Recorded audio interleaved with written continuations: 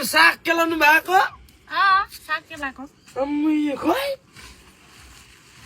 यो साग त सुँगुरको मासुसँग खानु साह्रै मिठो हुन्छ है भाउजू हो नि मलाई पनि क्या मन पर्दैन नि फाक्सासँग आमा मुसेर नि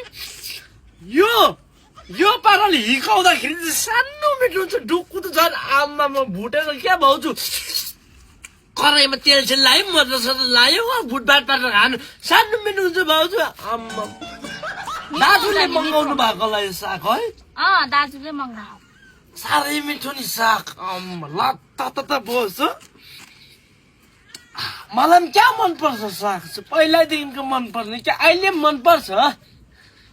क्या मन पर्छ क्या भाउजू यसलाई एक बिटा दिइहाल अरे दाजु नमस्ते नमस्ते आउनु भयो एक बिटा दिनु नि दाजुले भनेको एक बिटा खै म पनि सघाउँदैछु नि हो अन्त मान्छेले भन्दा अलङ्कार बोधमा छ अघिदेखिको पोलिसी लगाउँछ देखेनौ जसले सिधै माग्नु सक्दैन भाउजू अन्त कहाँ अब साग मागिबस्नु होइन भाउजू हुन्छ दाजु एकदम धन्यवाद दाजु ल जा डिसिप्लिन आन त्यो भित्र के लौ त भित्र यो जस्तो चुत्तियाहरू आउँछ कि फेरि अर्को नआउँदै होला कि बाटो पर आउँदैछ है त्यो त साग भनेपछि त मरि हत्ते लुगाउ